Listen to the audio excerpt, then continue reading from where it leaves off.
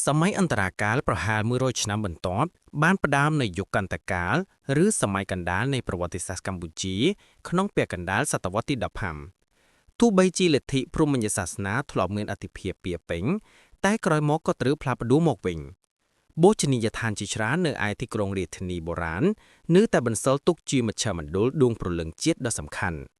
ស្របគ្នានោះចាប់តាំងពីពាក់កណ្ដាលសតវត្សទី15ប្រជាជនស្នូលបានបម្លាស់ទីជានិច្ចទៅភាគខាងកើត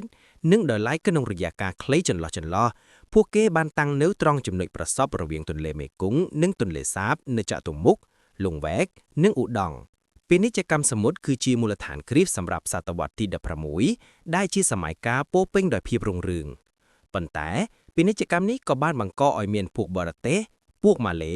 និងចាមកាន់សាសនាអ៊ីស្លាមពួកផ្សងព្រេងនិងអ្នកផ្សាយសាសនាគ្រឹះជាតិអឺរ៉ុបជាច្រើនបានជ្រៀតជ្រែកនិងមានឥទ្ធិពលដល់កិច្ចការរាជការកាន់តែខ្លាំងឡើងស្ថានភាពមិនប្រកបប្រជានេះបានធ្វើឲ្យសេដ្ឋកិច្ចបានរឹងពឹងមួយផ្នែកមែន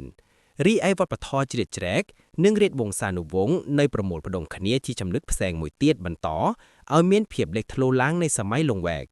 ជិតដល់សតវត្សទី16ពួកអ្នកជិតខាងខ្មែរកាលពីបុរាណមូននៅភាគខាងលិចនិងចាមនៅភាគខាងកើតត្រូវបានកេគាឲ្យទៅម្ខាងឬចំនួនបន្តិចម្ដងដោយពួកសៀមឬថៃនិងអណ្ណាមឬយួនដែលបានលូតងើបឡើងមហាអំណាចទាំងពីរនេះបានដឹងយល់និងធ្វើតាមព្រះរាជបញ្ជាយ៉ាងតឹងរឹងដើម្បីគ្រប់គ្រងអាងទន្លេមេគង្គភាគខាងក្រោមដែលជាចំណុចយុទ្ធសាស្ត្រក្នុងការគ្រប់គ្រងឥណ្ឌូចិនទាំងមូលដោយសារនគរខ្មែរជានគរទុនខ្សោយក៏រឹងរឹតតែជំរុញចិត្តដល់ពួកអ្នករៀបក្បួនពិជ័យសង្គ្រាមនៅអយុធយាក្រោយមកនៅបាងកកនិងនៅក្រុងហ្វេឲ្យមានការស្រែកឃ្លានកាន់តែខ្លាំងឡើងការវាយប្រហារនិងការសញ្ជ័យទៅលើព្រះរាជវង្សខ្មែរបានបន្សល់ទុកឲ្យពួកព្រះមហាក្សត្រទាំងប៉ុន្មានក្រោយៗគ្មានមូលដ្ឋានគ្រឹះរឹងមាំដើម្បីអភិសេកដោយព្រះអង្គឯងនិងរាជសិទ្ធិឡើងសោយរាជ្យស្របច្បាប់បានឡើយ